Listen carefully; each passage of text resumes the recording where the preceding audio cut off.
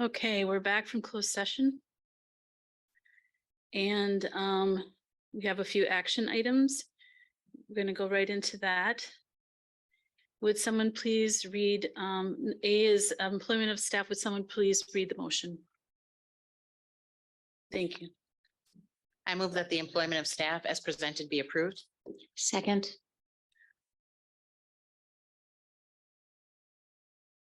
Any discussion, questions? Kinsey? Online voting is now open.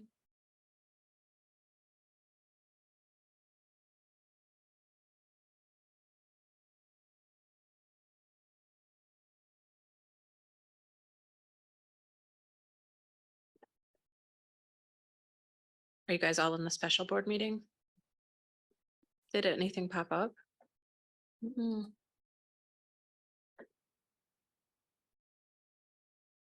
How about now?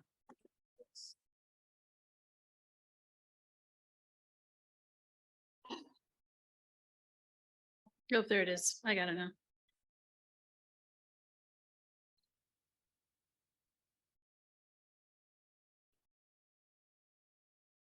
Laura Leighton and Warren, are you able to? Okay, there. Thanks.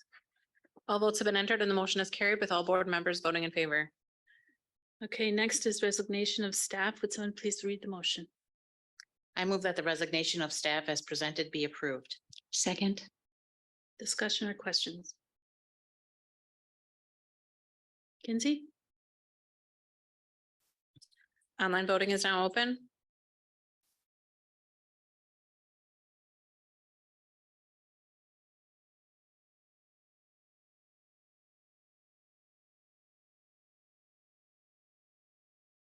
All votes have been entered and the motion is carried with all board members voting in favor. Thank you. C is proposed preliminary budget approval. Could someone please read the motion? I move that the 2023-2024 budget as presented and modified be approved. Second. Discussion? Questions? Andrew? Just to make sure everyone's on the same page and there's no understanding, this is essentially we're approving the document that starts a process, and we are a couple of steps away from any final decisions, but we have to start with this. Thank you, Andrew. Okay. Kinsey? Oh. Okay.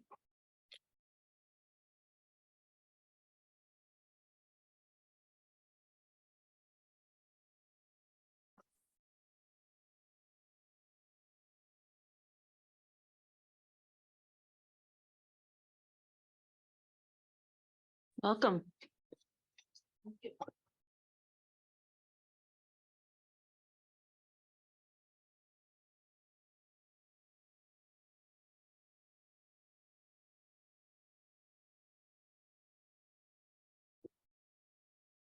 Hey, there we go.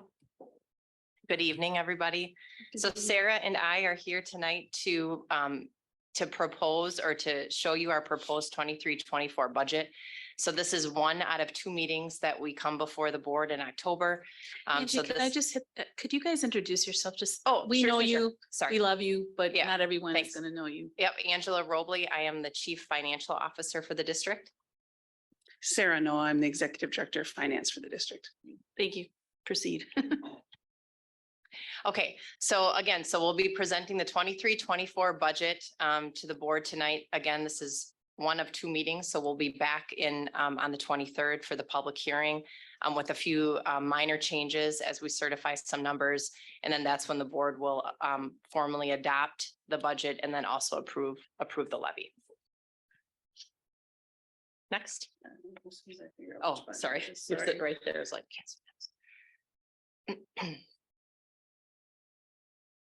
No. There we go. There we go. Too many times. Yeah. Okay, so this is the mission statement. I mean, everybody is aware of that, but that's the district's mission statement. So the purpose of the meeting, so per Wisconsin statute 65.90, we're here, staff and board shall formulate a proposed budget. We'll hold the public hearing in a couple of weeks to adopt the budget and to approve the levy.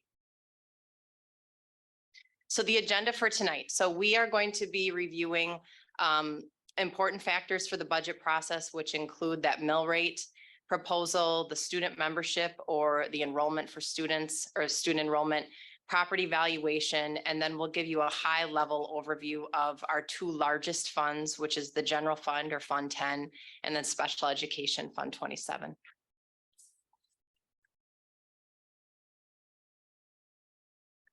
So the biggie, the state biennium budget was passed back in June of 2023. And what that did for Green Bay is Green Bay is considered a conservative spender or stuck in that low revenue ceiling. So what the state biennium budget allowed us to do is to increase our low revenue ceiling from 10,000 to 11,000 per pupil, giving us some additional funding that will actually go into the classrooms.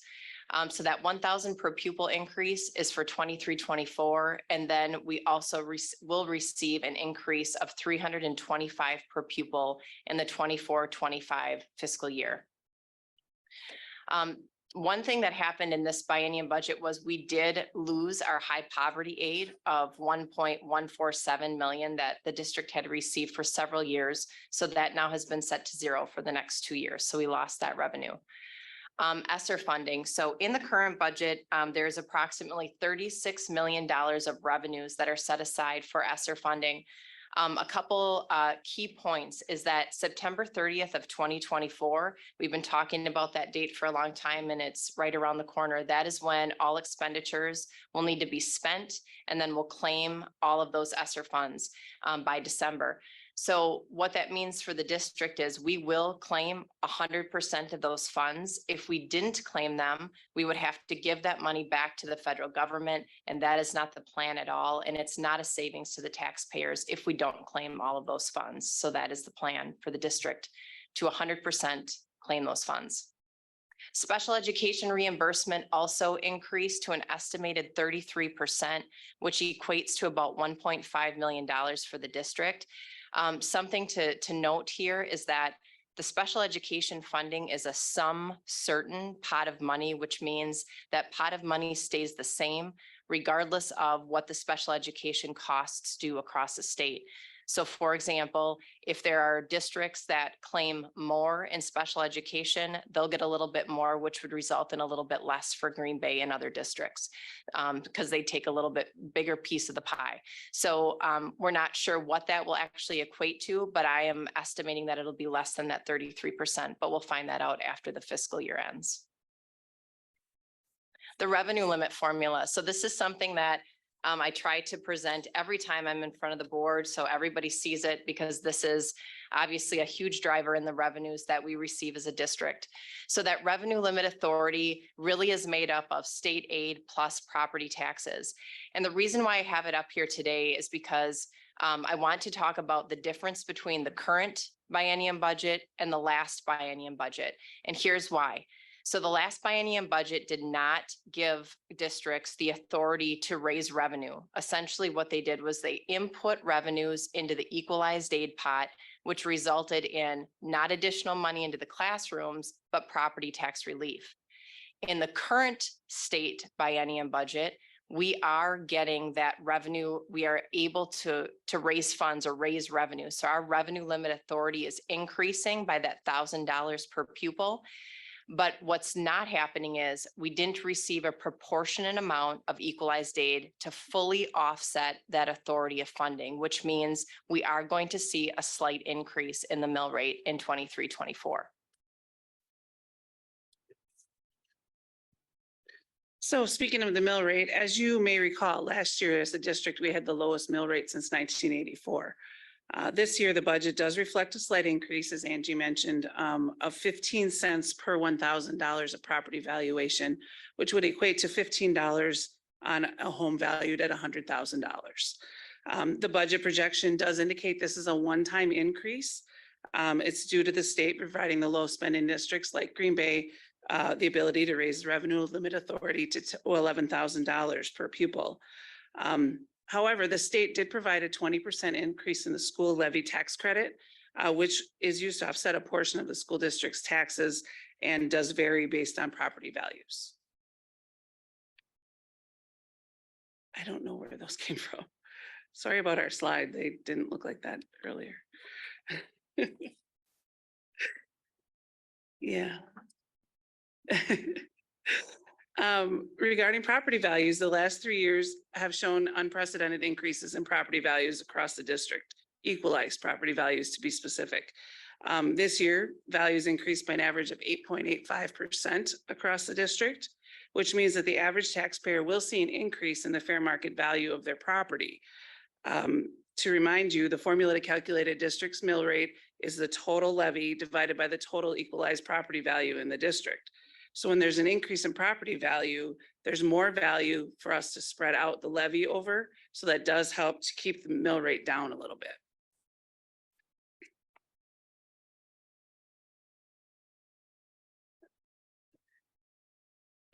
For student enrollment as projected, the September membership or FTE did decrease by 322 FTE over the previous year.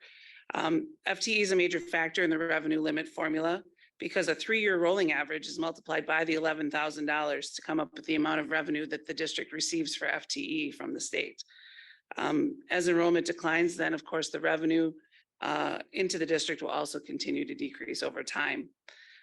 As a reminder, there's a difference between headcount and membership. Headcount is the number of students that are enrolled in the district on the count date, which is the third Friday. Membership is a full-time equivalent number that we use for finance purposes, where students in preschool special education, 4K and part-time kindergarten are counted as less than a 1.0 FTE.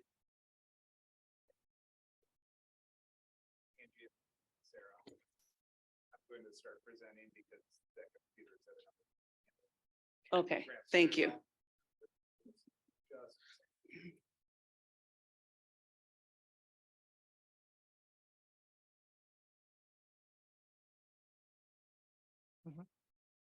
Was there discussion at some point of switching from a 3-year to a 5-year average for the student enrollment, or am I correct on that? I haven't seen it. Sorry. There may have been a discussion. I have not seen anything come through for that 5-year average. It hasn't changed at least. So it still is a 3-year average on it? Okay.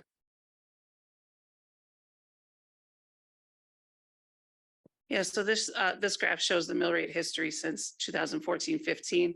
So you can see last year we were at $8 and this year we're projected to be $8.15. And then here's the property valuation with that 8.85%. You can see the trend obviously has been going up, which is a good thing for the district. And then here's the student enrollment, which is the flip side of it, that is decreasing. So this is the general fund revenues. You'll find this graph on page 11 of the budget book as well. So the general fund, Fund 10, obviously our largest fund. The revenues and expenditures are balanced. So we're proposing a balanced budget of $336.3 million. So our ESSER funds, as I mentioned before, is $36.4 million has been set aside in the revenues for the 23-24 school year. The district has taken a very conservative approach with the ESSER funds spending for a couple of reasons. It was first because we were facing such a large deficit in 24-25, and then we also did not know or anticipate any revenue coming back from the state. So the uncertainty of the state budget was another reason why we held back those funds to cover that deficit that we had been projecting in 24-25. But now that we have received the state budget, we are receiving more revenues than anticipated. We will take the opportunity to use the ESSER funds and allocate them to some and fund some future liabilities that the district holds, such as our emeritus benefit that we offer retirees. But what the ESSER funds have done for us, it has been, it's provided some flexibility regarding the facilities master plan and has also avoided us of making major staffing reductions or programming reductions because we've had that money to cover our operational costs. 74% of total revenues are derived from that revenue limit formula that we talked about. So the tax levy or property taxes is about 20% of revenues, and then equalized aid makes up 54% of that pie chart. The others are really coming from state aid or the categorical aid that we receive per pupil, and then our grants, both federal and local. So the general fund expenditures, again, 336.3 million because it's balanced. It's a balanced budget. $33 million is being transferred to Fund 27 or special education, which is very similar to last year. We talk about that contracted services every year because it seems like it's such a big piece of the pie. But I think it's important to talk about what's actually included in there. So included in that purple slice is our open enrollment out, which equates to about $19.4 million. Private school vouchers are in there as well, of 11.4 million. That's estimated because we won't receive those numbers until October 15th, the final numbers. And then transportation costs is also included in there, which is estimated to cost about $6.7 million this year. Is that total transportation costs or is that only impacted by open enrollment and vouchers? That's our total transportation cost? In Fund 10. So that does not include special education or anything outside of Fund 10 for transportation. So speaking of special education, as you know, Fund 27 is where the revenues and expenditures are recorded. For 23-24, revenues in this fund are estimated to be $55.9 million. These revenues come from various sources, including the federal government, mostly through grants and Medicaid funding. And that totals about 12% of expenditures this year. The state provides funding, which Angie had talked about before. We're estimating at 33% this year. And then the local funds make up the remainder, or 59% of expenditures for special education. Last year, the state covered approximately 29%, and then the biennium budget then increased that to be up to 33%. Page 25 begins the all other funds section, not any less important, just smaller funds. The total expenditures for all funds is estimated at $452 million for 23-24. That is an increase over last year, but that is due to the ESSER funding that we are going to be expending, as well as some anticipated transfers to funds 46, which is the capital projects fund, and Fund 73, which is our OPEB or emeritus fund. So again, on Monday, October 23rd, we'll be here for the public hearing, and we will, if you recall, or most of you will recall, that we come forward with a presentation of just some of the minor changes, because some of these things are going to be shifted a little bit. Equalized data will be certified on October 15th. So if that goes up or down, that will adjust our property taxes. And then we'll also get that certified number for vouchers. So that $11.4 million estimate, we'll be able to solidify that. Also, our third Friday count will be solidified as well. So minor, they're usually not very big, but then that's presented, and then we'll go into regular session, and then you'll vote during the regular board meeting. Any questions? Can you explain how we lost the high poverty aid? Was that just? It was just part of the budget process. Yep. State, yes. Mhm. Anybody else? Go ahead, Brian. Was that, do you know if that was removed for all districts or was it specific to us? Whoever received it, not all districts received that high cost aid or high poverty aid, but we did lose it. But all districts who received it lost it. Anybody else? Every time we go through this process, I'm always struck at the enormous numbers. And what it costs to educate the children of our community, and how committed our community is to that process. And we've now started it, and we'll finish it up. I have no more questions. If anyone else, no one else has anything else to say, then we can go ahead and move on in our agenda. Thank you, guys. Thanks. Thank you. Thank you. Yes, we have to take a vote here. Kinsey? Online voting is now open.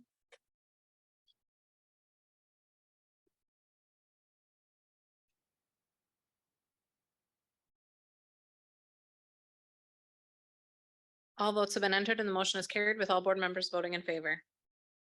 Thank you.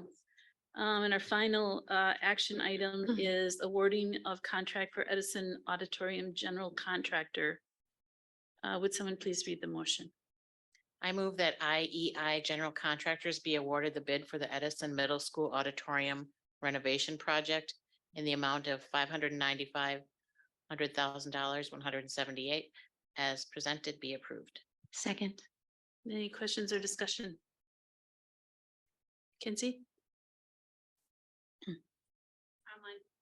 Online voting is now open.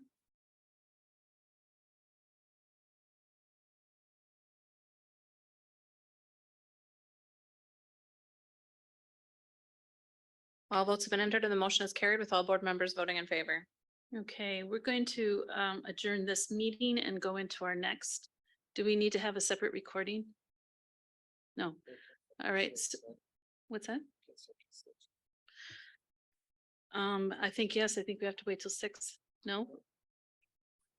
Okay, all right. So we're going to, I think do we take a motion to adjourn?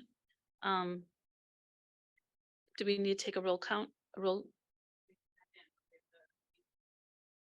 I would entertain a motion to adjourn. Second. All right.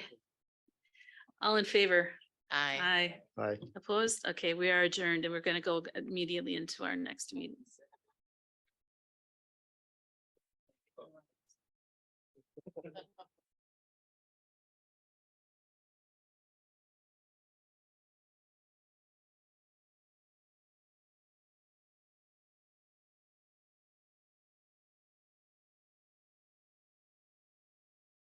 Okay.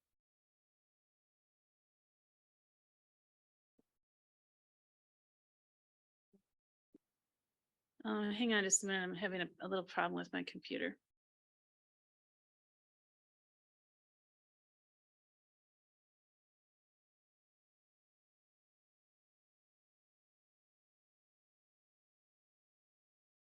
All right, I'm gonna have to get out and in again.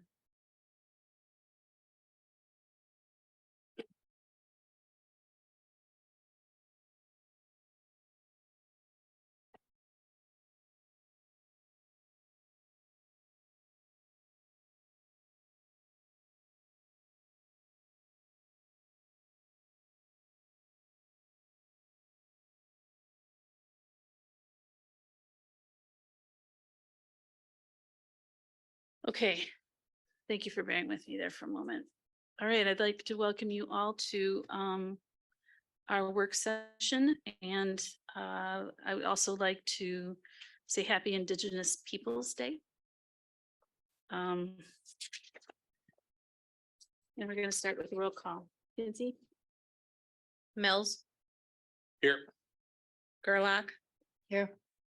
Becker, Here. McCoy, Here.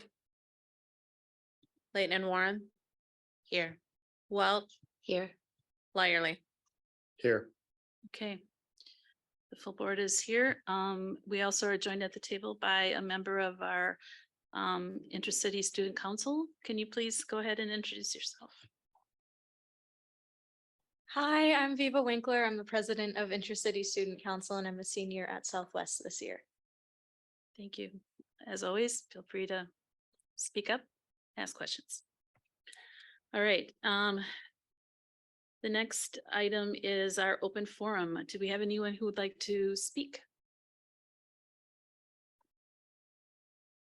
Okay, then I think we can move on to under education, our 2024-25 course books. And I believe we're going to be joined at the table by, looks like Eric Kahn.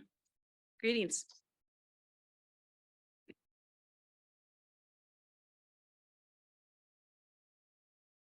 Eric, can you just say your name and then what you do for the district? Sure. Eric Kahn, Associate Director of Teaching and Learning. Thank you. Okay, So for you this evening, We have our annual coursebook updates, and this reflects our district's priority to provide students the opportunity to personalize their academic pathway for their post-secondary goals. What you'll notice in the detailed list of changes in the board memo are 6 general areas that I just want to call your attention to. First, we have course changes that are the result of updates to our social studies and world language courses. These have been previously adopted, or approved by the board, I should say. You'll see an increase in the number of new to the country multilingual learner students who will be in universal grade level courses as a result of some shifting at our various schools. Third, you'll see unique course codes now in the book for the IB middle years program at Franklin and West. And this will ensure that when we do our integration of our instructional resources and our other instructional systems, that the codes for their needs are done appropriately. 4, you'll see new opportunities for high school students to request an online environment for district courses. So there's unique course codes for those requests now. There are increased opportunities for students to earn college credits during high school in a number of areas.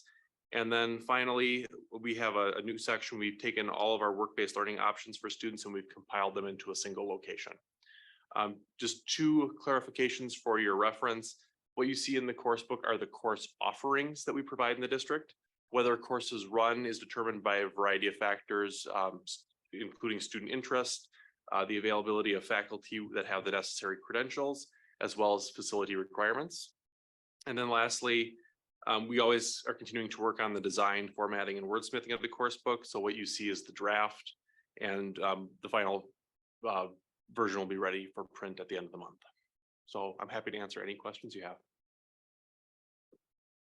Anybody? Brian? And if you don't know the answer to this, I completely understand. Understanding the low enrollment numbers is one reason not to run the course. How often do we not have available staff? And is there a certain area where we run into issues with that? Sure. I can't speak to all the specifics, but some examples we run into are one department is technology education. There are very few people coming out of teacher prep programs as well as other areas. So that's been an area that I know we've had challenges staffing as a result. And there's a handful here and there. When I mentioned credentials, some of those are related to teachers' requirements to teach dual credit courses for the colleges or a specific certification prep program. And that is, especially with the technology education part, that's not a Green Bay issue. That's a state and national issue, correct? Yeah, absolutely. That's a statewide issue. Anybody else? Go ahead. Like, I think it was last year that we have it's in the middle school, like 7th and 8th grade, because we weren't having enough Spanish teachers. Is that when that other course became available? The world, I can't remember the name, world language, right? So things like that happen too. So new courses because of lack of teachers. Correct. And that'd be one example for that, or just a restructuring of the program as a whole. James? Can you describe the modalities or the instruction type for the online classes? Is it just curriculum that's offered up via like Canvas or something like that? Or are there instructors or involved in that as well? Correct. The full modality has not been fully determined yet. We wanted the courses to see student requests, but there will be a teacher with live instruction that will be as part of it. They're not fully asynchronous courses. Any other questions, Brian? And could you briefly, for the people at home, explain the changes or the adaptations with multilingual students, learners, being in with the universal grade level language arts? Because we see that in several of the classes, and just kind of explain why that's happening and how that's happening. Sure. And I can just summarize my understanding from our multilingual learner department. But what you'll see here is they previously had classes that would be in like ELA, English Language Arts, a level A, a level B, a level C. Instead, the student would be enrolled in English Language Arts for grade 9 that would be taught by an ML multilingual language teacher. So in this case, the students are then accessing our universal curriculum. Any other questions? Okay, I think that's it. All right, thank you. Thank you very much. Okay, next we're moving on to operations and we're going to, the first is security drill review and Dr. Tiller is going to take care of that. Yeah, so we're asking that the action needed on October 21st, the board would take a look at the annual review and due to confidentiality of security purposes, that you take action on that once you review it. Okay. Lynn, go ahead. What kind of action do you mean? To move the recommendation that we have in the form that we gave you for the security drill. That's what action we're looking for. And I can, if you didn't see it, I can get it to you. Yeah, so oftentimes when we're talking about our security, any of our security stuff, it's very, we don't publish a lot about it because it's confidential and we're careful about how we display or share that information out. So anybody else have a question about this? Okay. Isn't this just a statutory requirement that the district report out to the board that you're in compliance with a security plan and that you're conducting the drills? And this is evidence of that? Absolutely. I think we have to do this twice a year. Yeah. Right, so I think that the real action is that we vote that we've been provided the information and we've reviewed it and find it adequate, right? Okay, moving on to advisory committee on the clean energy charter discussion. Kinsey, I think we can put that up on the screen. This is our current draft. Oop.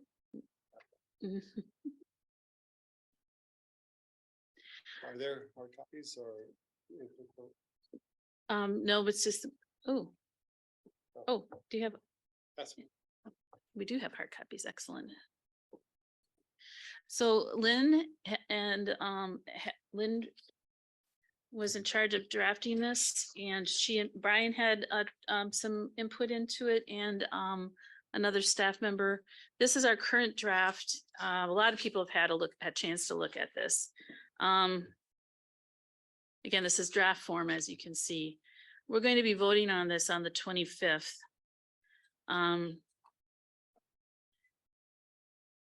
So everyone should review this, digest it over the next couple weeks, come to our meeting, our next meeting, ready to advise or go ahead, Brian.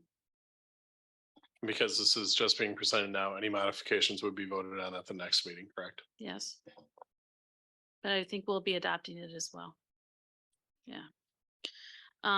You know, this work has been long delayed in that we passed our resolution several years ago.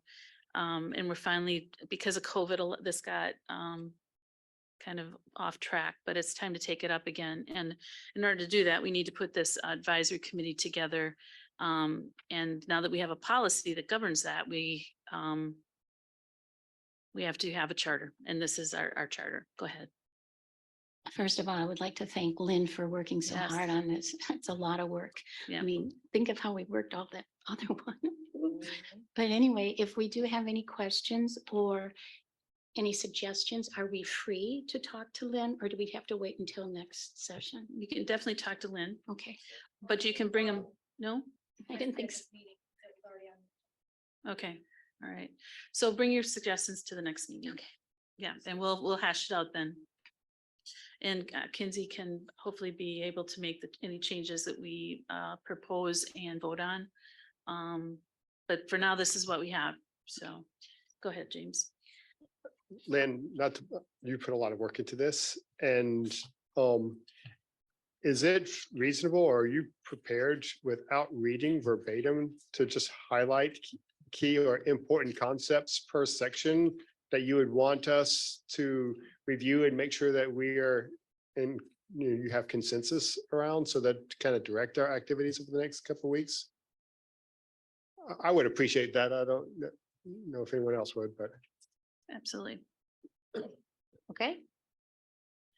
So I just want to make sure that you understand that I built it off this resolution that you all adopted 3.5 years ago, which I'd never seen before. And so there were six things you resolved to do.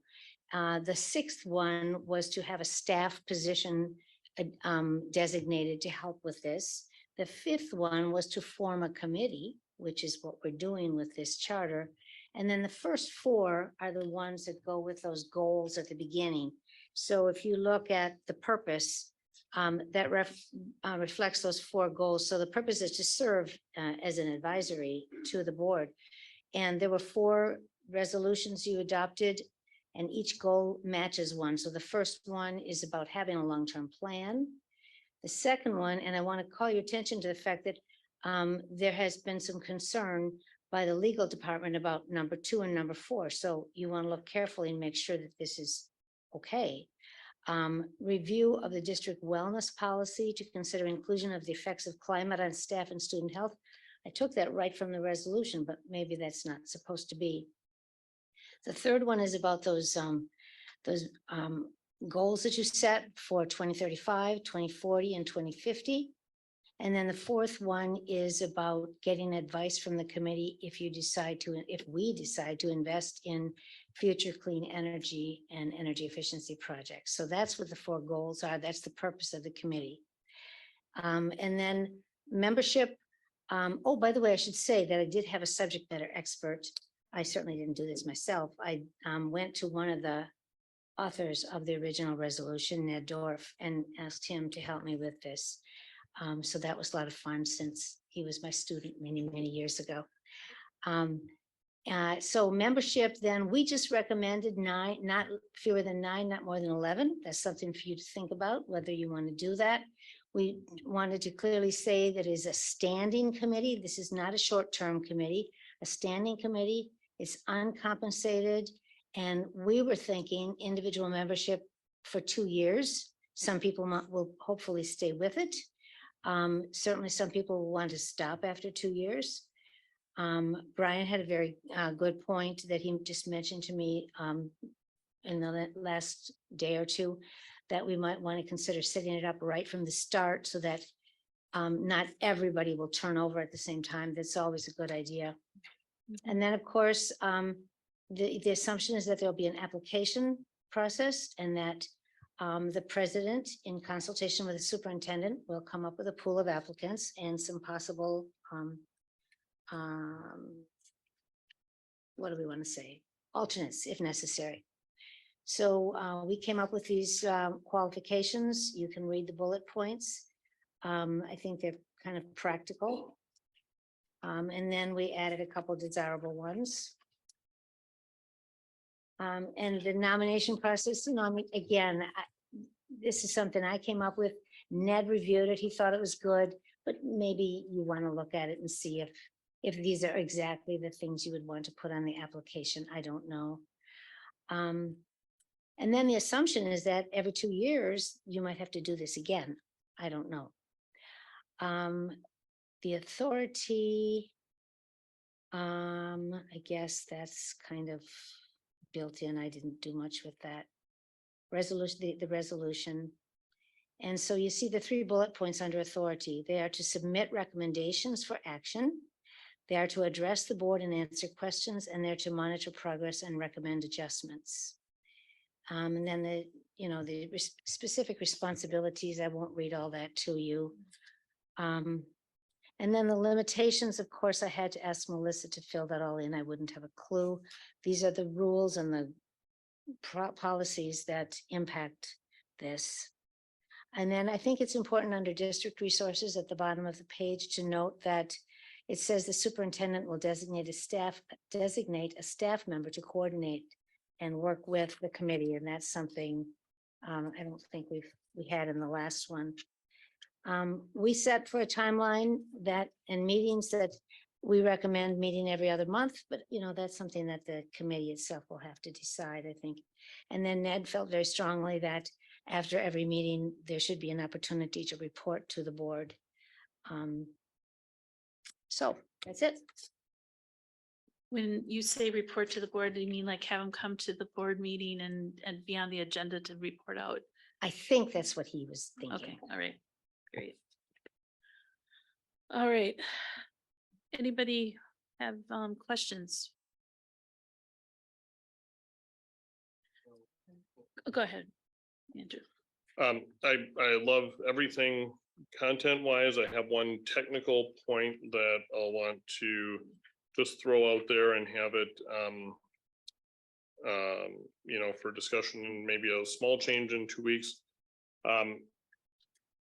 Almost 100% of these committees, I think, should have 2 student members on them, and specifically 2 or more. And I'm just concerned if we set it at 9 to 11, are we making it too tight for other categories? And might we want to have it maybe slightly higher, but content wise, I like everything. Go ahead, Lynn. I would like to respond to that because I remember you mentioning that with the previous charter, and I had forgotten about it. I disagree with you.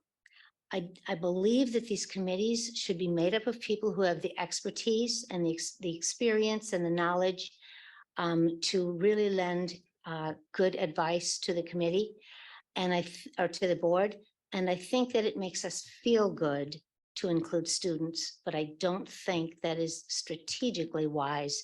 I do not think that a high school student, because he or she is a high school student, should be on a committee, any advisory committee, simply by nature of their being a student. It makes us feel good. We say we have students involved. I don't think it's wise.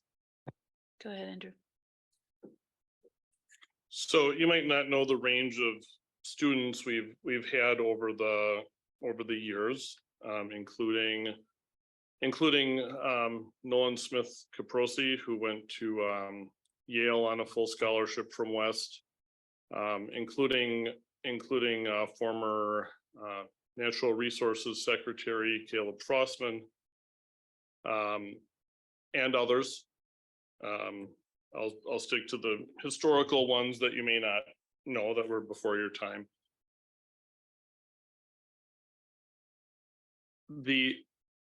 There are few things, and so in one small sliver of this, we agree. There are very few things about school board stuff that set me off worse than if students were used as lip service to make us feel good on committees. I absolutely would agree with that. We have, if we're just looking at high school students, we have approximately 6,000 of them. And to suggest that being the people who are going to be involved in the impacts of what we do or don't do at the end of this, I really think it's selling our students short to suggest that there aren't a couple of students out of thousands, because of our size, that would be able to meaningfully participate on committees like this.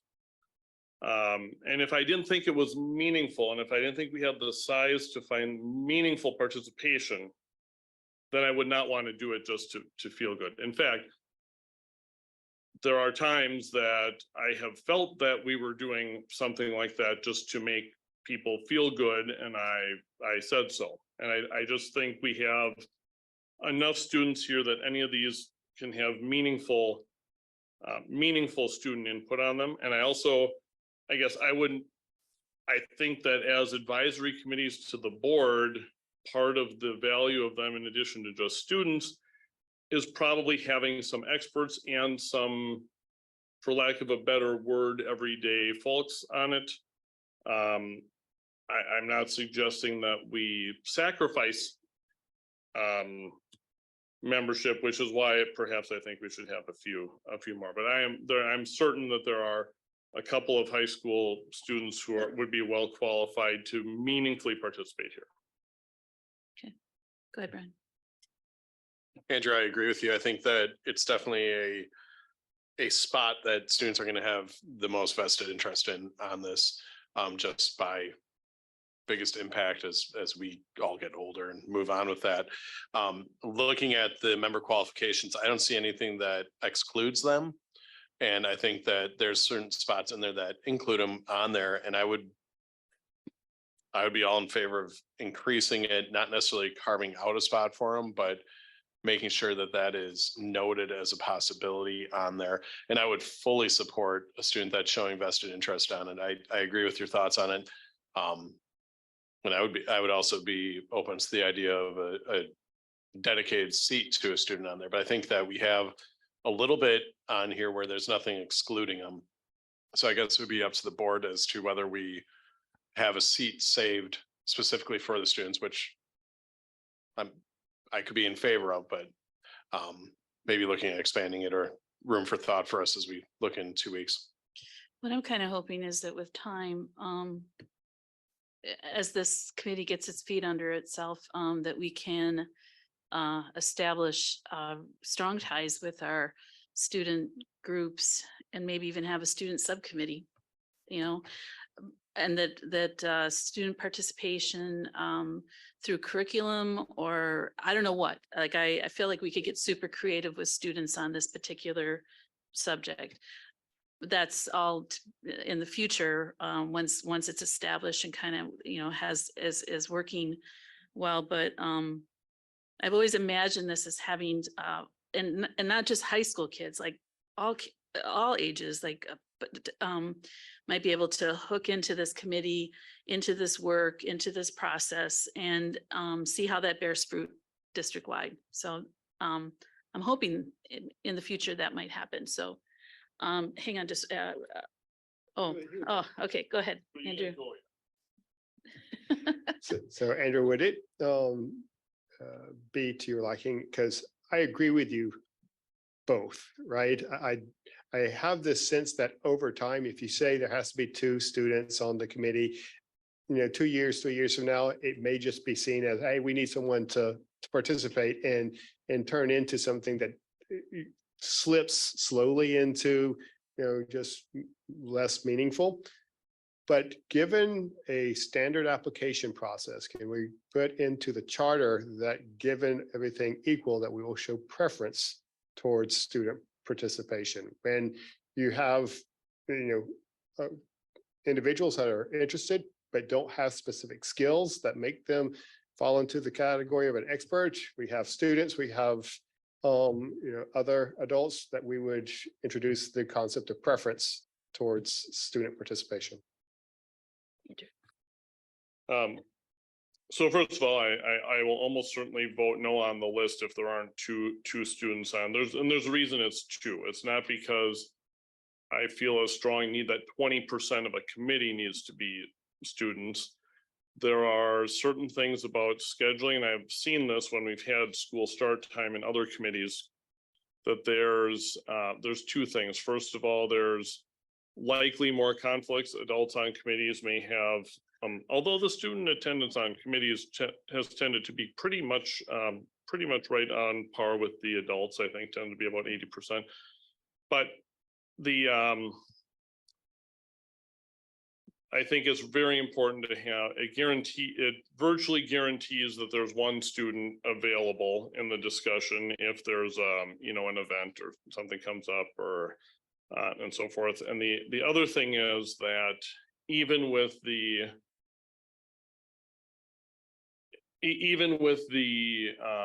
most experienced student leaders and most outgoing, there is somewhat of a subtle power dynamic present if you are the only student in a room versus if there are 2. That's why I thought it was critical to have 2 on the last committee we did with ATS and R. So I don't, I mean, I know we'll have the full discussion next time. I like the idea. I mean, right now, my intent is to just vote no on committees that don't have 2 student members on them. But I like some of these other ideas I'm hearing. For me, I think there should just be probably it should be in the policy that there should be 2, but I suppose there could be some unusual outliers that might be different. We do actually have a student at the table who has served on a task force, and you should feel free to voice your opinion at this time. Go ahead. I do agree, obviously, that student representation is important. That's why I'm here. One thing I did notice was that you had mentioned that members would be part of the committee for 2 years. That would be half of a high school student's high school career. So you would have to, they would either have to be freshmen or sophomores. And at that point, you're worrying about rides. And they're fresh, they're new to high school, nothing against them. But that's a big commitment for them to take on, especially at that stage in their high school career.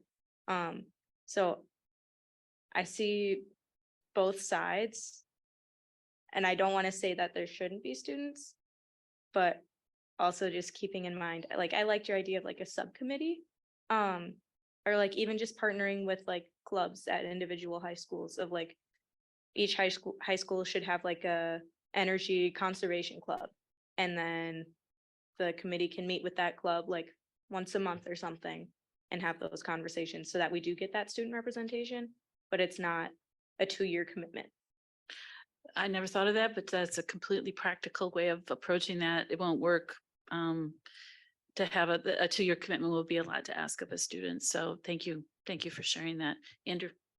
So the easy solution is to have an understanding that with a student rep, because their time with us is short, that it would be an understanding, as with other committees, that students will graduate and roll off. And I would agree that it's not a fair ask to have a student tell a student we need to do a 2-year commitment. I think that would just be and frankly, life circumstances will happen. Adults may move out of the district in something. It could be worded in such a way, I think, to take care of that. Yeah, I agree. Brian.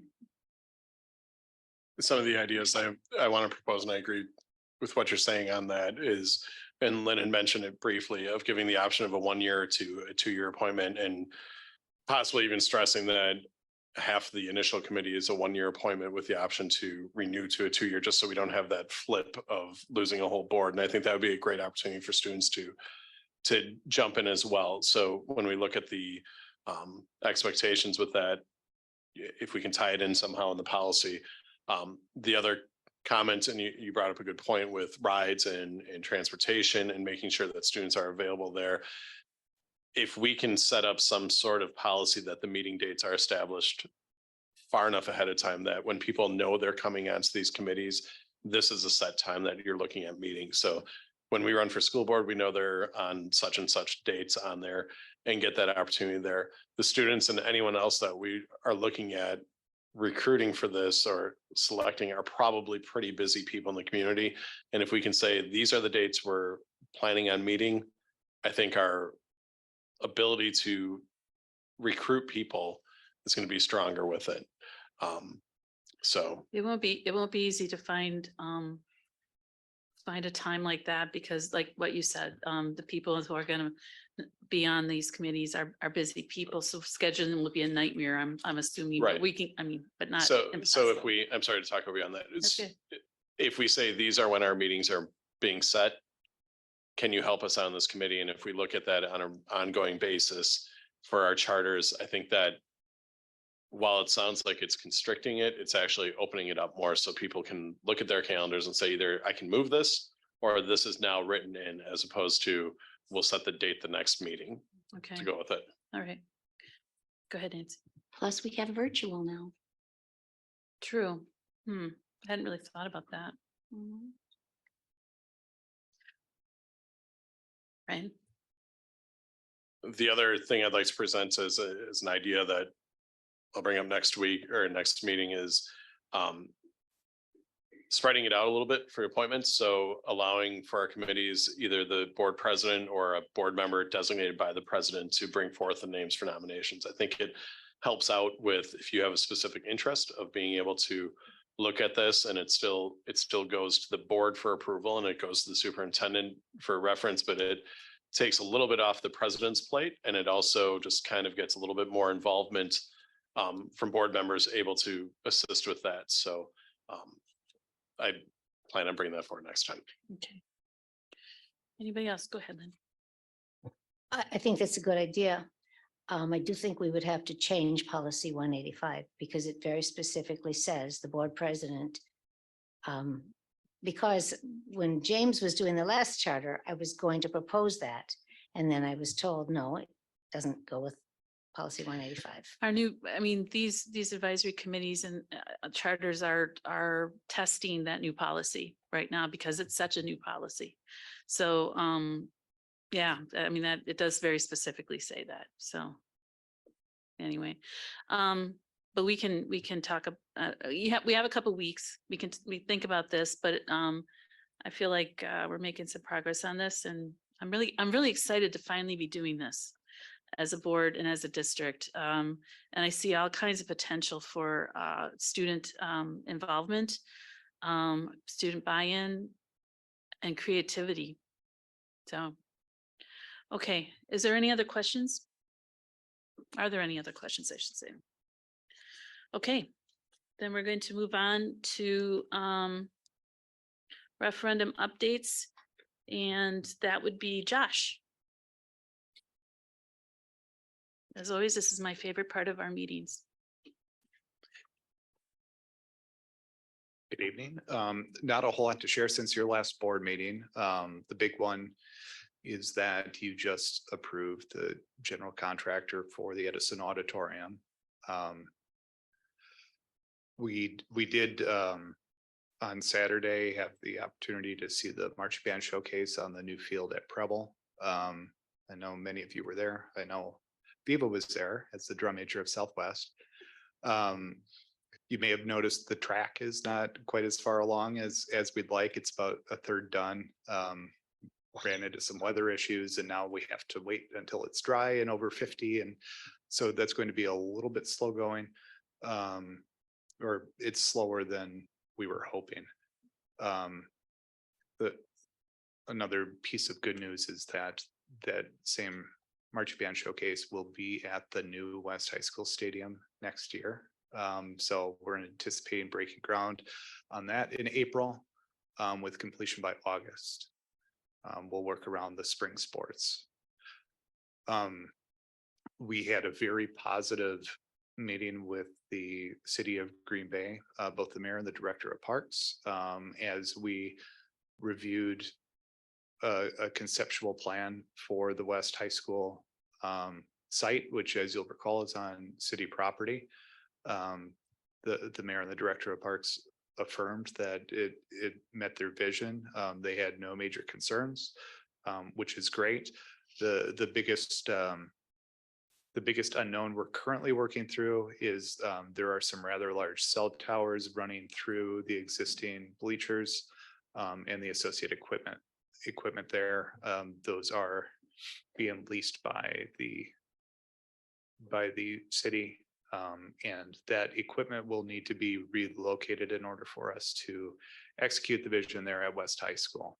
So we're currently working with the city and I believe the carrier is AT&T on that to confirm that our preferred concept can work there. And once we have confirmation of that, we'll begin sharing plans publicly.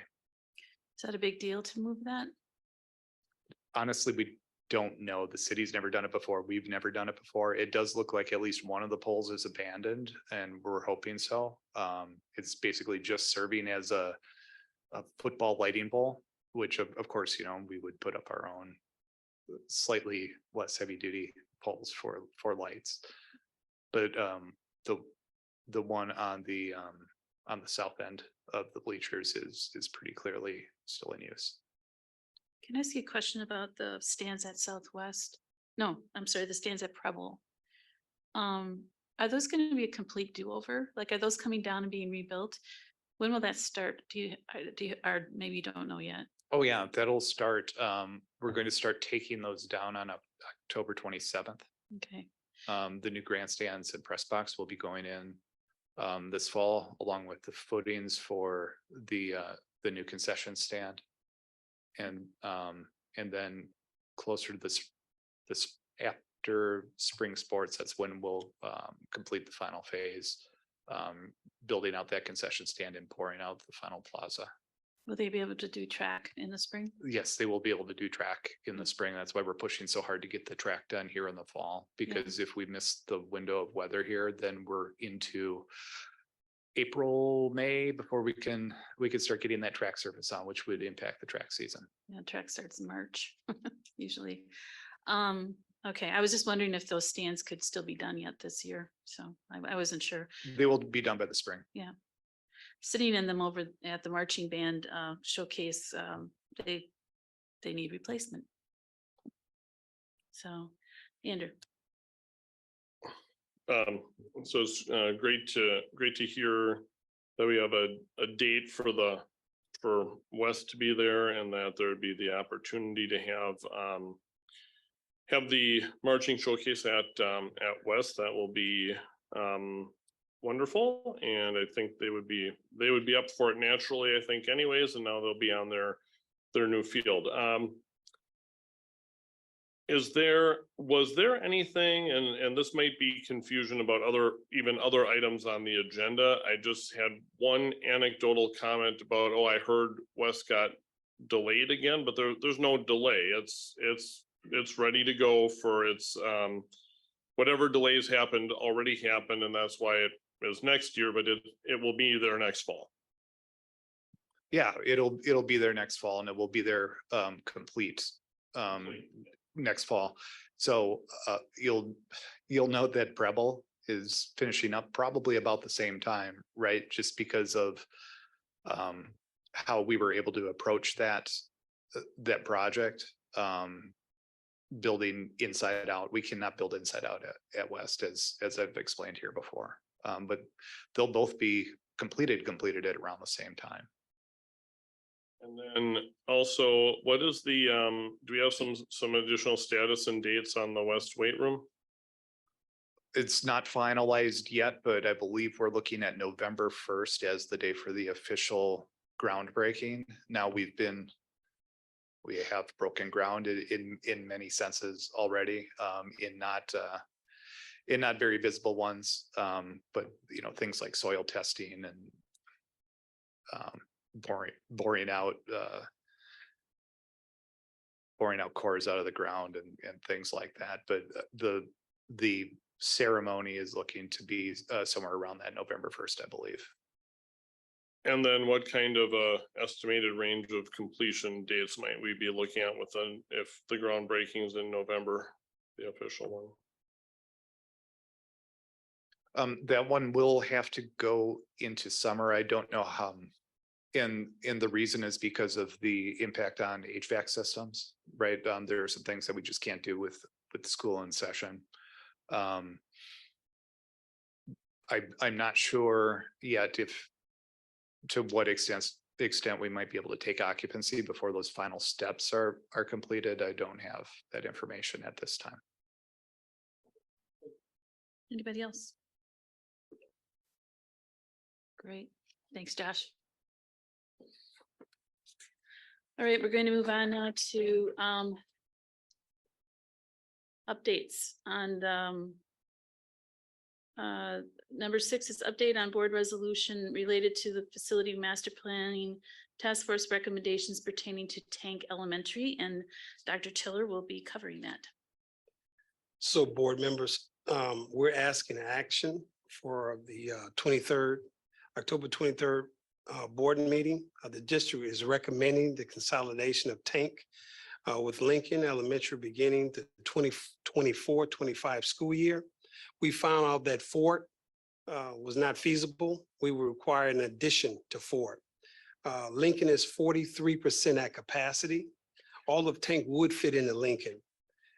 Lincoln is a newer facility. It was rebuilt in 1993. Consolidation will increase access to services and greater teacher and student support for Tank staff and students.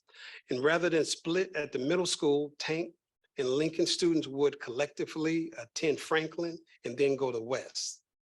If approved, the administration will meet with the Tank students who do not have Tank as their home attendance school to determine the preference for the 24-25 school year. ATS&R Education Adequacy Report will be utilized to make upgrades to Lincoln. All Tank students living south of West Mason will be eligible for transportation. And admin will investigate new location for Minoka Hill. We have met on Monday of last week with the Tank and the Lincoln community, and we received a hand clap.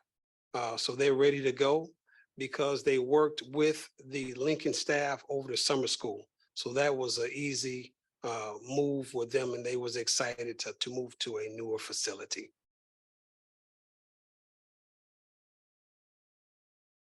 Sorry, just a reminder, when the initial plan of having Tank moved to Fort Howard was recommended, at that time, under those circumstances, that would have worked, except then in the interim, the programming at Fort Howard changed, and so then that wasn't feasible anymore. And that's why we're doing this new recommendation. So, any questions about this? Any discussion? Anybody? Andrew, sorry. I'm glad to hear, and this, I'll have something similar to say with the next one. I'm glad to hear that there seems to be some, some good staff buy-in to this, especially where I think we would not have seen staff. We had a lot more staff concern about going into Fort Howard.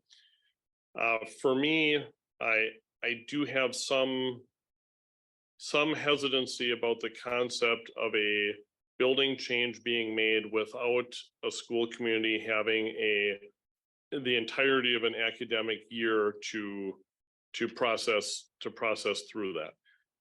I might feel differently based on what we hear from the family meetings that are coming up.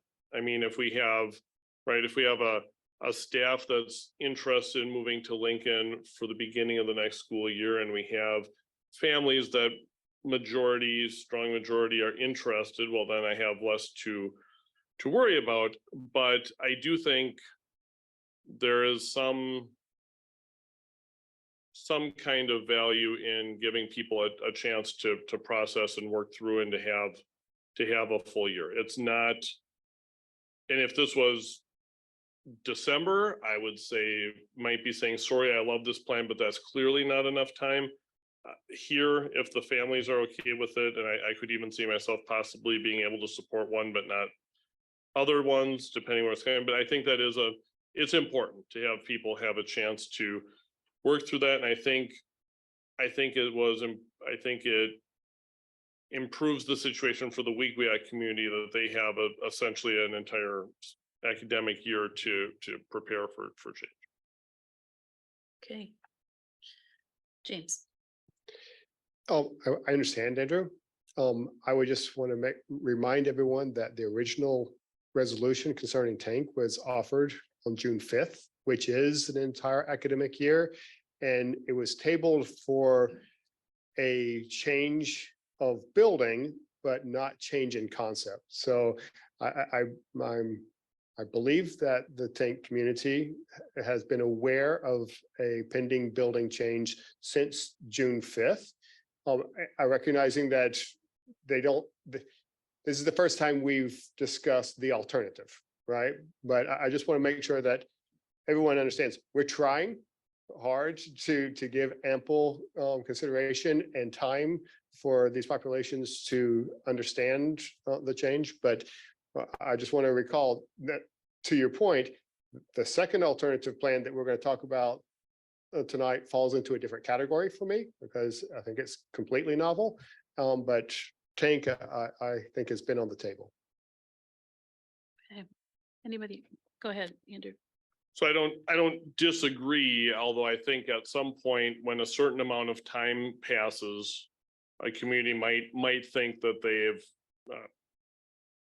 gotten a pass for a year because there's not adequate time to do it. And maybe the answer to that isn't October. And I do agree there is a difference when it's completely novel. And it may be moot if families have strong positive feelings about it the way that staff seems to have. Then it might be, again, I don't need to, my vote is not to uphold a technical point about moving. If people are ready to move, then let's move. Okay. Anybody else? Brian? Dr. Tiller on this, it talks about Lincoln being currently home to Katherine Johnson Academy of Enriched Virtual Learning. It's not impacted. Does that take into consideration any possible expansion of our enriched virtual learning programming?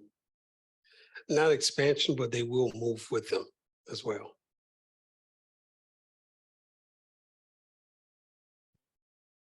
Okay. Did that answer your question? Okay, try it again. So we currently offer it at Lincoln. So The virtual program. Yes. Yeah, Catherine Johnson. and any of these changes, we would still have the potential to expand if the programming picks up as we hope. I see what you're saying. Exactly. Yes. Yes. I'm sorry, okay. Just looking at the charts that are attached, it looks like even with the schools all combined, that there'll be space. So, because capacity at Lincoln is 320. And with the schools combined, there'll still be plenty of space. So, okay, is there any, go ahead, James. Just procedurally, so June 5th, there was a tank resolution, right? And Mhm. all the actions on June 5th were the result of resolutions primarily because there was additional activity that needed to take place. And there was a directive being given to the district that I wanted codified and written down so, so they would, have that directive. Given that those activities feel complete, is this just something that we're going to bring to motion at the board meeting, or do you want a revisited resolution that codifies the new direction and evidence? Just motion? All right, thank you. Okay. All right. I think with that, we can move on to 7, which is update of board resolution related to facilities master planning task force recommendations pertaining to creating a referendum question. Dr. Tiller. So on this one, the preliminary project list for April 2024 referendum, we are looking at New West Side Elementary School that will be built on the back of Kennedy. It will combine Kennedy, Keller, and MacArthur.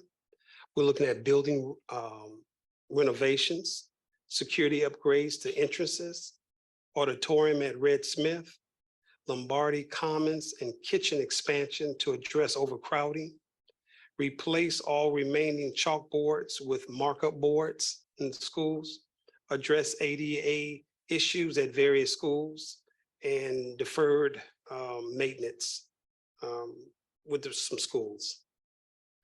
That list will be subject to some revision potentially. Exactly, Yeah. yes, Okay, but that's just like a preliminary offering at this point. exactly. Okay, thank you. All right, anybody have any questions about that? Go ahead, James. Is it possible before the board meeting to take the referendum amounts and, just generally percentage out the amount that's going to be spent on the new school versus security upgrades versus the generalized maintenance requests and educational adequacy actions? That would help us understand how that we got to the amounts Thank you. Yes, not you, the people behind you. Okay. The person over there, yeah. Okay. Any other questions? Go ahead. I just want to clarify that this does, when there's discussion of John Dewey Academy or the district office being renovations to West High School, this does not say we are moving John Dewey or the district office there. It's just kind of realigning where the study makes more sense. And we're also not committing to and or on that. It's let's study it and see on there. So. Right. Yeah, that's number two, but that's okay. All right, let's move on to number two. A discussion on modifying the referendum resolution to further explore IB pathway possibilities. We have a deep commitment to IB programming in this district. And so it's hard to, we can't make decisions regarding any of this, any of the work on the west side without taking that into consideration. So go ahead, Dr. Tiller. So we're asking that the board on 23rd, district is recommending that the board modify the resolution specific to West High School to allow time to further explore IB pathways possibilities. Second, we request that the modifications to West be removed from the resolution and that the corporate strategies and the boundaries advisory committee be allowed to consider additional scenarios in their study. That way, that includes West and the IB pathways. Okay. All right, Andrew. So there's been I think there's been a lot said about West, and I think we ended up with accepted a plan that kept West as a full high school, and it came down. And what I'm worried about when I hear that we're now creating some kind of general thing about IB, I am very afraid, especially because I might not be around here to do anything about it, although I'm going to try to be, that we could have something like the 30 student per grade K-12 IB, and that this committee would do it. I think it's likely? Probably not, but committees can sometimes get an idea and run with it. And then, I believe that there was a commitment to West remaining a full high school. And to me, anything that drops West under 700 probably or so does serious damage to it being able to work the same as other high schools. So what kind of changes are involved here? And if we, I do like, I mean, the only thing I like about part of DOB going into West is if it's the only way people will vote to keep West a full high school. I absolutely will go to the mat to have John Dewey not go into West, because I think that would irreversibly damage what Dewey is all about. But where now, if this means a couple of added grades go into West, which seems like that might be the more likely way to go, I just don't want to leave it.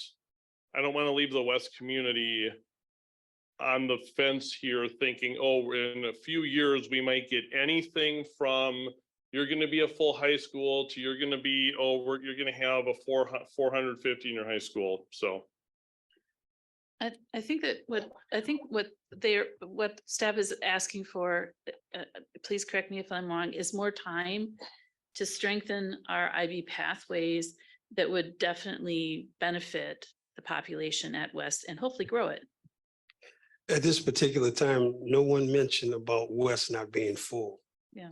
West will continue to be full in the rich tradition that's there. Yeah. Go ahead, Brian.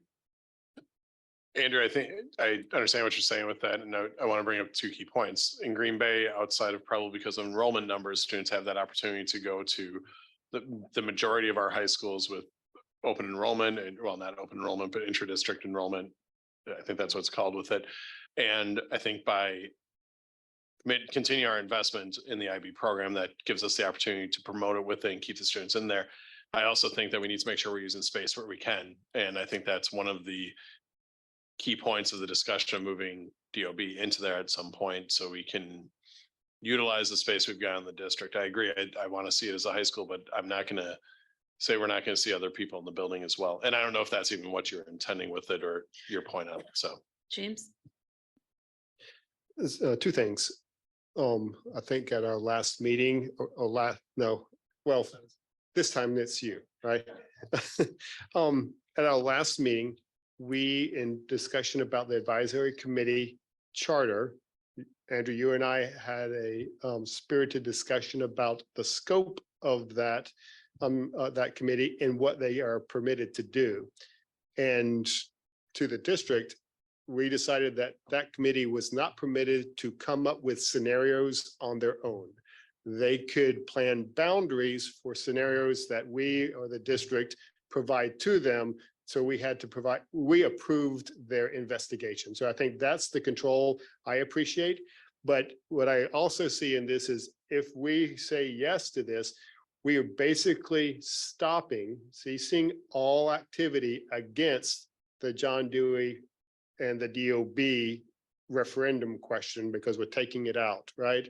So it's no longer going to be a part of any kind of feasibility or preparation for a referendum question. So I think that's the only thing that I would like more information on is timing, right? We're running up against a clock that's ticking rapidly. And so to provide more time to subordinate this activity to that committee means we're going to get some resulting information in May. So as long as or June of next year, we don't know. So we're basically saying no referendum dollars, whatever we end up deciding about West will be offset to another cycle. So if we have to fund that, it wouldn't be through this particular referendum. Is that understood? Okay. Yeah, all right, exactly. hold on. I'm sorry, go on. Go ahead. Yeah. Is James' take on that correct? That if we do this, that would eliminate that possibility? I guess I'm asking you, Dr. Tiller, because I don't want that taken off the plate. I think that that's a key component, and I definitely don't want it through a back channel way being taken off the plate with it. So Be more specific. What don't the you like it? consolidation of district office going into specifically the movement of the district office into Green Bay West High School. I think Dewey is going to be a challenge to have passed by the board. I might be incorrect on that, but would that remove that possibility for now? All right. Lynn? Well, I'm sorry, Dr. Tiller. No, sorry. Go ahead, Dr. Tiller. You're right. Exactly. Yes. That would take off that possibility. Yes. Now your turn, Lynn. I don't know if this might be way out of line. I feel like maybe I dreamed this. We're talking about West High School, and it says on the agenda, we're talking about the IB pathway. And did we have a proposal, a possibility somewhere about making Franklin the early year and middle year, the early year facility, and then moving the middle year, 7th and 8th grade to West? Is this not part of, I can't find. I think I read it somewhere. Did the rest of you read that? Dr. Tiller, is this not part of the conversation? It is part of the conversation, but we're looking at many angles of that. So you did hear something along those lines? Exactly. So may I ask, is it appropriate to say something about that here or now? well, it's still in just thought out there. So I don't want to rile up anybody if we still in the massaging the ideal before we bring anything to the board at this time. It's just one possibility out of many possibilities. Well, can I just please say that I think it's an absolutely fantastically wonderful idea. And that 2 months ago, I didn't know anything about the IB program. And then once I got an email telling me that I'm going to represent the board at the 5-year evaluation of the IB program. And I've been learning a lot about the IB program, and I have met with all of the people from all 3 schools. I've toured the schools. I have learned all about it.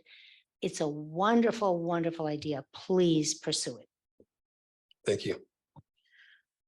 So again, that's the staff is asking for time to explore possibilities with regard to strengthening the IB program and the IB pathway. And that's kind of why, this has been proposed. I'm sorry, I think is Andrew first? Okay, and then Brian, go ahead. So I mean, I think I would prefer, right, because we're not gonna leave West empty. So what I would provided that there first is a full-size high school there. My first blush is I would rather add kids of my first choice would be people see the great things about West and perhaps choice in from within or without the district, and that balances out a little bit. That'd be amazing. But the things that we have more control over, right? I would first blush, I'd be inclined to want to see more kids there from, more kids in that building, perhaps to do a 7-12 if you can fit 7 and 8 and there's still at least, I don't even like saying 700 because I think that's too small, but that would be an absolute floor. And then after that, if there had to be some offices there, but we also have other spaces that we're clearing out that could be offices. I'm also concerned, and I'll accept if I'm wrong on this, but do we have a hard commitment in place to close DOB? Or is that, I'm really reluctant to start closing schools when we led with the most popular thing to close DOB and to put offices out in the schools, distribute offices out into the schools. I'm one little fear that's in the back of my mind has been that will just kind of fade away and this place will keep going and after we close the schools. I'm a little concerned about that, almost to the point where I'm second guessing, do I want to vote to close any more schools until we pass a resolution to close DOB? Go ahead, Brian. And that's also my concern with this, and I'm gonna need it cleared up before the next meeting on whether I can vote for this.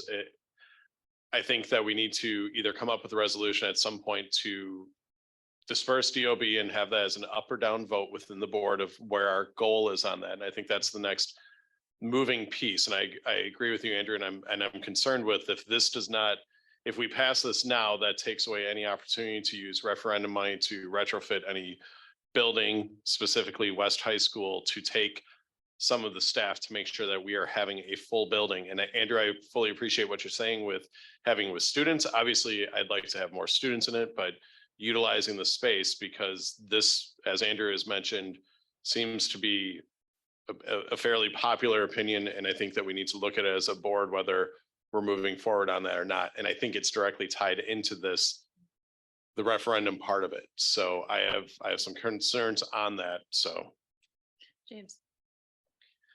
A couple things. So Andrew, if you look at the K-8 transition a resolution, the district is not asking to have the line about looking at boundary impact of transitioning high school students west, right? There was that whole concept of moving the boundaries to support additional high school students to west. So that's not being moved. The referendum question and the project associated with DOB and JDOL is just a practical one, right? The expense and of designing and implementing that use case at West will be very different than anything else. So it's either do that or do this. I don't think you can leave that into a referendum because it'll be a significant impact. And as it comes to DOB, I think any board member can present any resolution as in reference to closing DOB or not. I would encourage everyone to request a business case for doing that, because there's a lot of stuff here that has to go someplace else. And there's an expense, and we've done that with every school closing. Here's what we'll get, and here's what it's going to cost to move that school. I just think that we need that kind of information around DOB before moving just on popular opinion as to whether or not this building should exist. If the business case says it's going to cost more than we get out of the move, then I think we have a discussion on our hands. And I think everyone should be engaged in that discussion regardless of popular concerns. Go ahead. We talk about, DOB. When are we going to know, like, how many people are actually going to be here? How are we going to figure that right size number for when everything else is right sized? Do we know how many rooms we need? Do we, so it's like, I think that's a good point. There's a lot of things that happen in this building that I think a lot of people aren't even aware of. And moving it is going to be incredibly expensive. So, I agree with James as far as having some kind of an accounting of what that's, practically speaking, what is that going to cost? Is there really a benefit to it? I'm not crazy about this building either, but it does serve a purpose literally every day. And the people who work here are working on behalf of our students. So there's a practical part of this too. And I don't have all that information, and I will need, obviously, we'll all need to know more about it. So I'm sorry, I'm not sure who was first. Go ahead. Oh, Brian, okay. I'm not questioning the value of the work that the employees do. I'm not, just as if I'm not questioning the value of the teaching staff at buildings that we're looking at closing. I'm looking at we have a deficit, and this is one of the ideas that ASTR came up, or I always mess up the letters with it, but has also proposed. And I think that I don't want to say it's the elephant in the room, but I think it's a key component onto how we utilize the space in the other buildings. By no means do I not value the work of any employee our district has, recognizing that we have changed workloads and we've added to the plates, but I think that we need to look at possibilities, and that's something that I thought had been pretty clear from the initial report on there. So I get what you're saying, but I think those jobs can also effectively be done outside in other buildings. Okay. Andrew. And if I would agree with that, furthermore, if distribution of DOB, that could be a good case that some of perhaps a smaller department could go into a building that might be on the bubble. Do we have to close or not? If we have a school, I'm not going to stir up rumors by picking ones in my head, but I'm not going to say it. If there's a school that's on the bubble, could a small district office building department take up, a small part of that building, and then it's able to run as a neighborhood school, but we're able to have full utilization? Maybe that's practical, maybe that's not. It is also beneficial to have people of all level of administration around kids and in buildings, and just seeing it's a natural, healthy thing. And I don't want this interpreted as people won't do it unless we force them, because that's not where I'm going with that. There are people who may not have the chance unless it's created by a department being in a piece of a school building. That's why I think, and closing this building is not about any of the individual. I think the number of central staff, if we're right sizing schools, should also be right size. But doesn't mean that we would be just wholesale getting rid of positions to close this building. But this is, I think, third thing is I think this building could serve could come to serve a higher purpose for the community where it sits. So. Okay, anybody else? Go ahead. Just a question, going back to James's mention of a business case. Has anyone ever requested or asked for a statement of, what would be saved by closing this building? I'm sorry, I just love this historic building, but I'll close it if you have to. That's fine. But does anyone know what we'd save by doing that?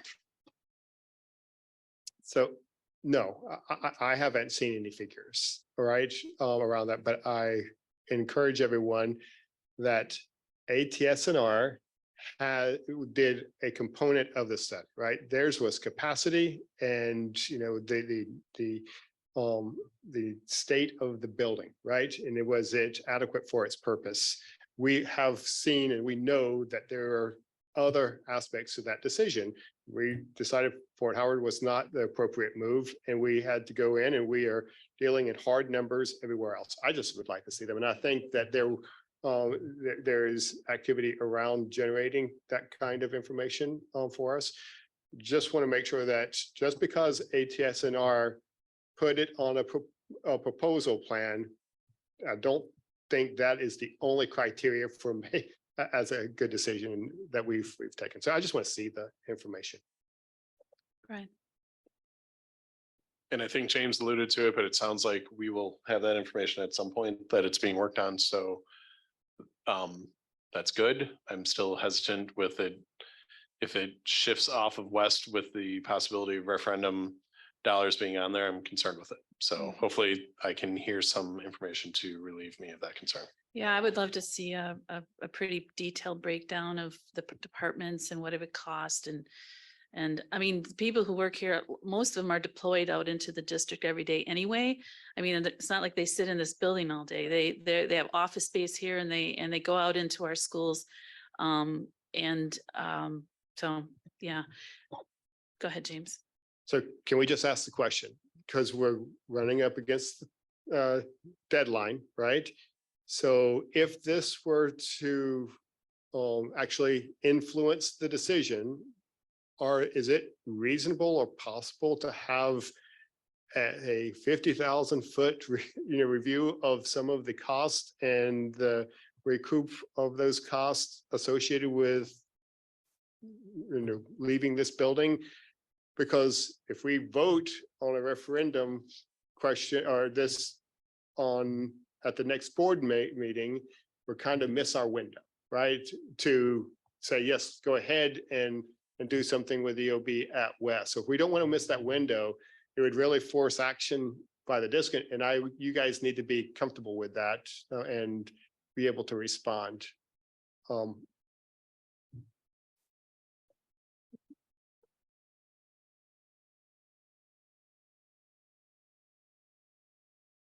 Okay, Vicky.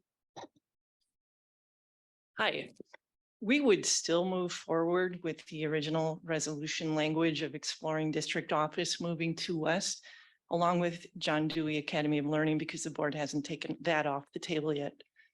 In addition, we're asking to extend the time to explore, because it's a unique opportunity. Can we do IB different, which you were mentioning, and it is in the memo. Can we explore a K7, 8-12? We're just asking for more time because the original resolution says by November 1. Okay. Okay. Hang on just a second. Don't go anywhere. Go ahead, James. Let me just make sure I understand, because I'm the one that created the idea that it was one or the other. So we need to have a resolution or referendum question created with a list of projects associated so that we can start socializing this and garnering support. So when do we need to either add or omit the, changing west to accommodate JDL / district office.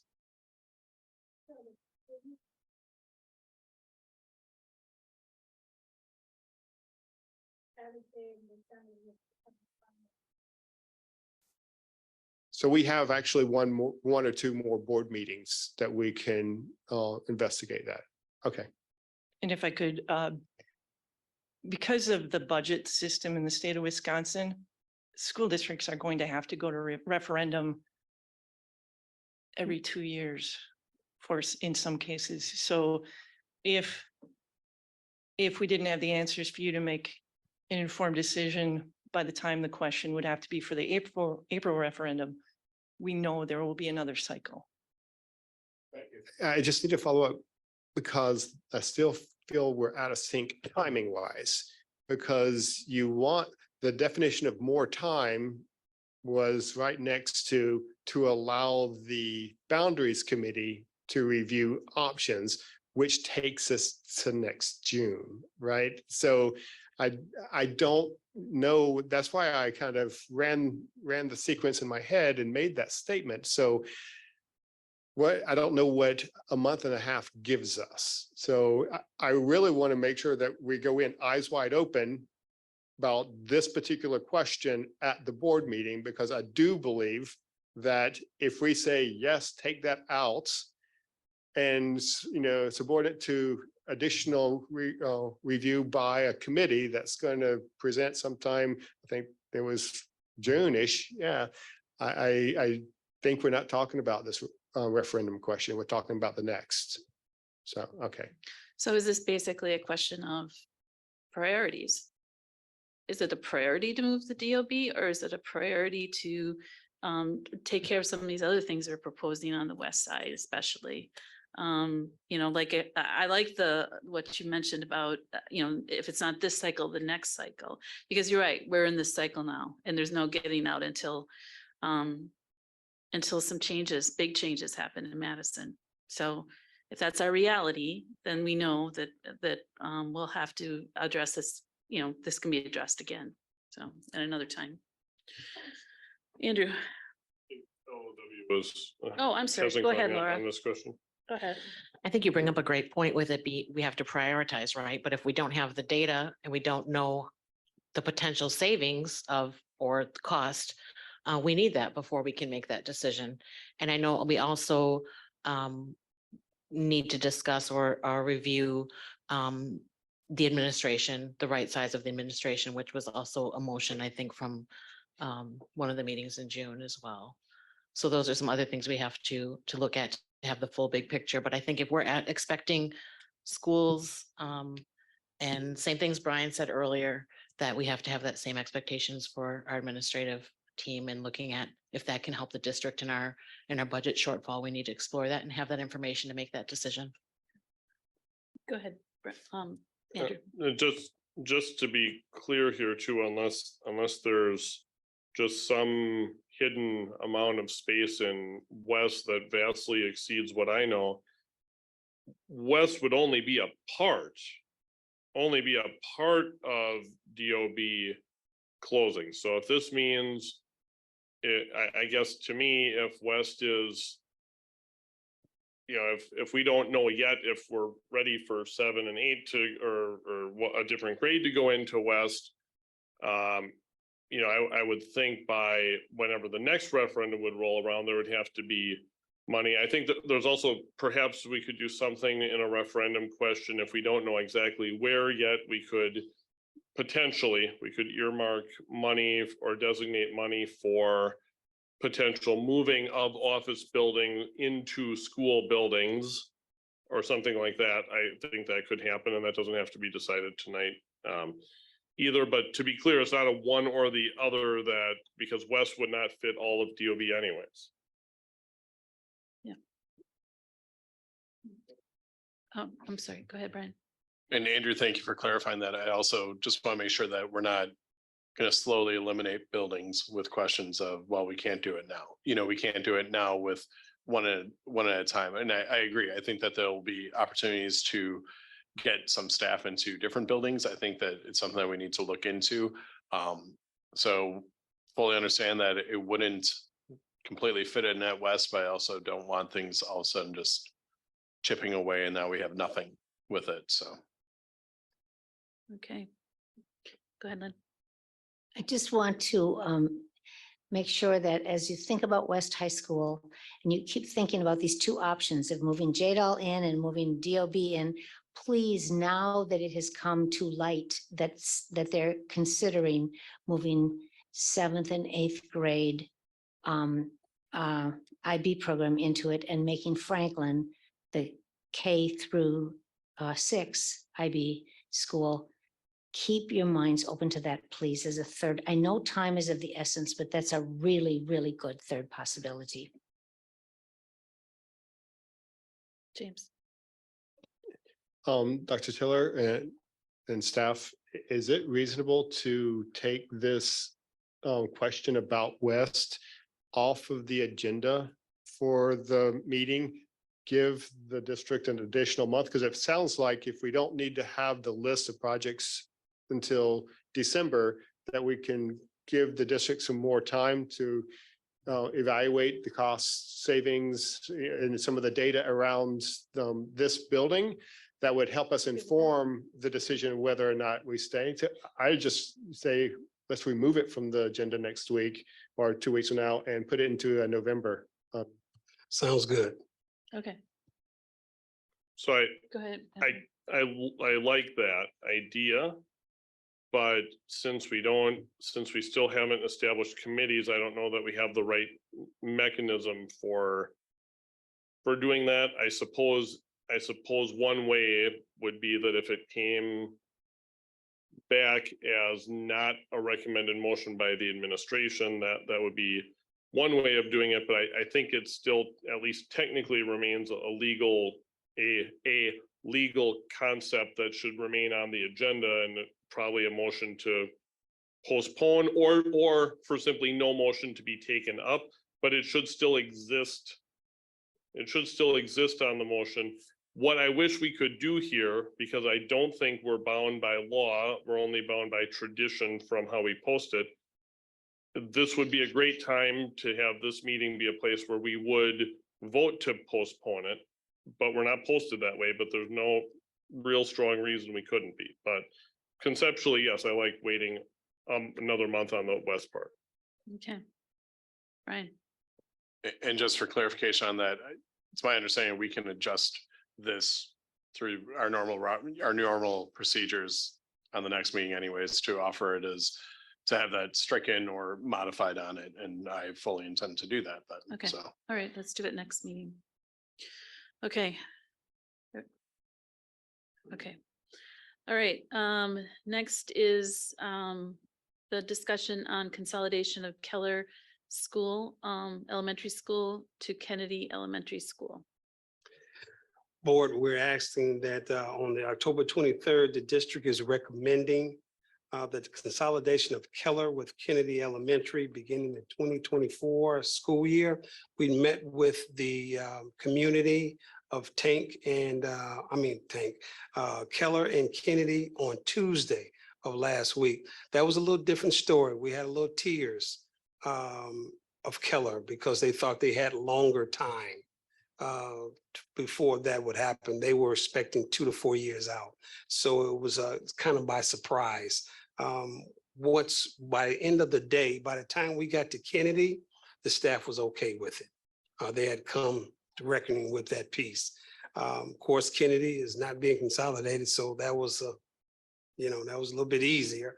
So the task forces recommend that the consolidation with Keller, Kennedy, and MacArthur, we're looking into the West Side School that will be built on the land in back of Kennedy. Keller is currently was only at 44% capacity. All of Keller can fit into Kennedy without impact of any type of programming whatsoever. So the program would just be facelifted and moved right into Kennedy. The principals on board, they looked at it, they drew the schematics. So everyone over it multiple times. Consolidation will increase access to services and greater teacher and student support for Keller staff and students. The feeder feeder pattern will remain the same, Lombardi to Southwest. If approved, ATSR Educational Adequacy Report would be utilized to make non-structural upgrades to Kennedy. All Keller students will be eligible for transportation due to them crossing Mason Street. All right. Open the floor to discussion or questions. Andrew. Okay, so here's where I think things get maybe a little different. I appreciate I've come quickly to appreciate, Dr. Tiller, your ability to engage people and work with understanding of difficult concepts where sometimes someone's not going to be getting exactly what they want, and I appreciate that. Here, though, we do have a school where I think the plan seemed pretty obvious from what was passed, right? A new elementary school would be built, into which would go, the three schools. And I don't know if, especially in a situation where the budget improved a little bit, I don't know if I feel that strong of a need to do that with Keller this quickly. Nor am I saying that we would wait completely until a new school is built either. This might be where I'm kind of on that fence of saying that the group that seemed to be very open to moving from Tank altogether into their newer school, if the community meetings bear that out too, maybe lets me vote yes for telling that school in October. But the school where we perhaps the staff moved from being in tears to some level of acceptance is different to me than staff clapping about it afterwards. And the human piece is important to me. The money piece isn't unimportant to me, but at least at this moment in my mind, the human piece and the surprise factor is weighing more heavily on my mind than how fast we save that piece of money. That's where I'm at the moment. Anybody else? Go ahead, Laura. Could you share a little bit about why it would be Keller moving to Kennedy and not MacArthur moving into Kennedy? Or if there's the numbers, I'm sorry, I love the data and the way you have it broken down on here. I'm just curious, a little bit more behind the idea of making that move first.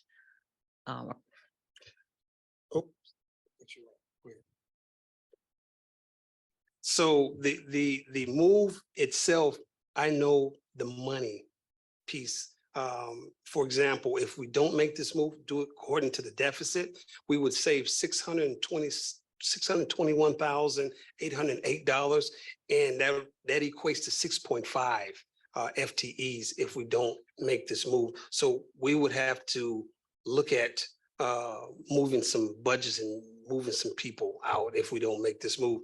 Now, to Keller, I don't know if somebody from my staff knows. I don't know that piece, why it wasn't MacArthur.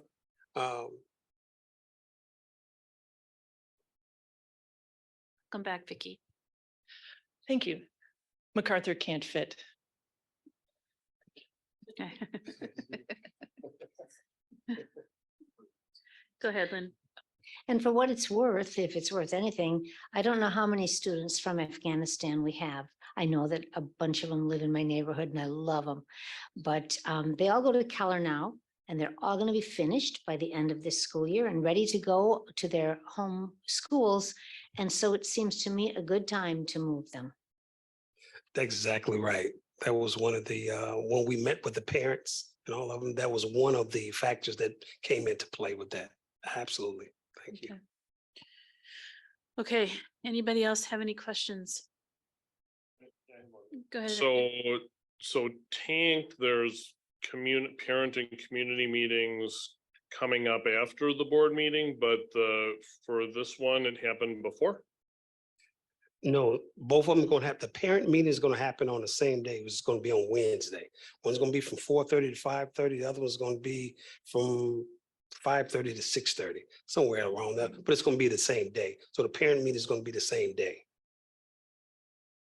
So who was saying the part, just you're talking about the staff being one piece that the Keller staff felt less bad about was the idea that you had this chunk of students that was ready to move on to their homeschool.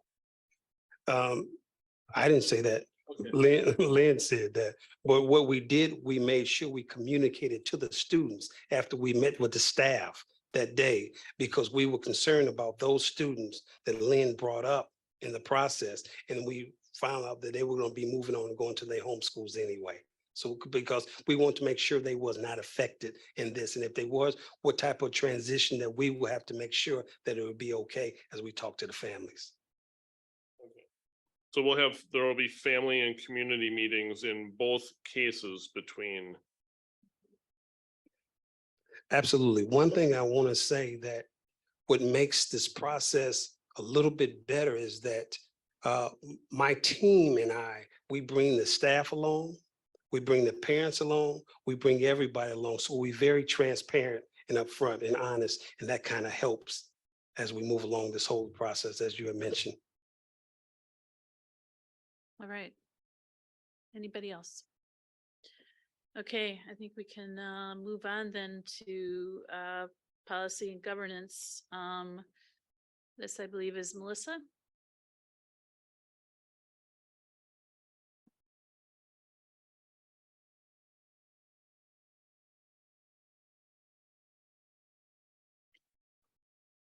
Why don't we just work our way through these, Melissa, at your own pace? Okay. Yeah. These are housekeeping, so they shouldn't be too extensive. I believe first were posted for policy 760. Lynn and her team went through their policies and found again, a few housekeeping things. So board policy 760 rule and board policy 761 include the term employer in the USDA short statement, which needs to say equal opportunity provider. So that's the change in those two.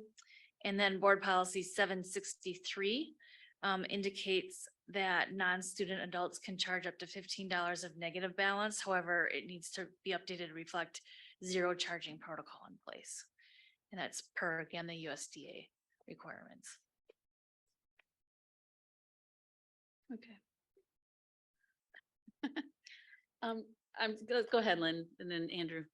I did wonder, what does that mean, the difference between equal opportunity employer and equal opportunity provider? That was curious to me.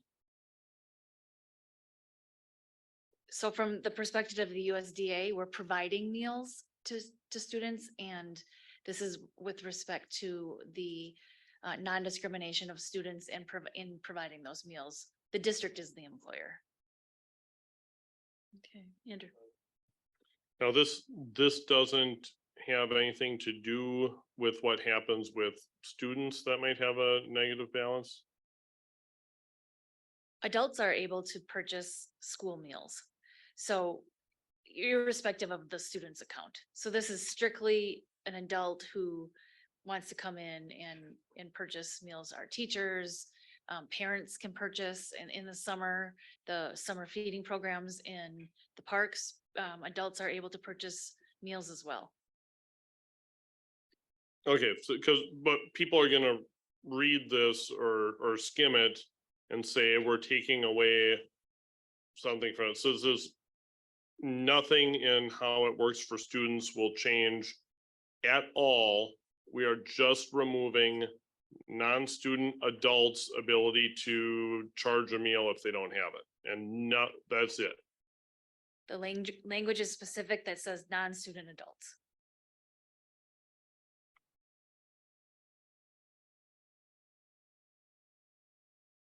Okay. Okay. All right, so that's those three. And then the last one is we're back to our curricular dogs in the school policy. You previously adopted a pretty extensive policy, And this is one of those policies where we may be coming back multiple times as we work through this and we get feedback from the community. And I want to thank the gentleman who brought forward the feedback. He was great to work with and he provided some really constructive information. And he was also thankful that we have a policy in place. He thought it was good that we are protecting students, the handlers and the dogs in the policy that's in place.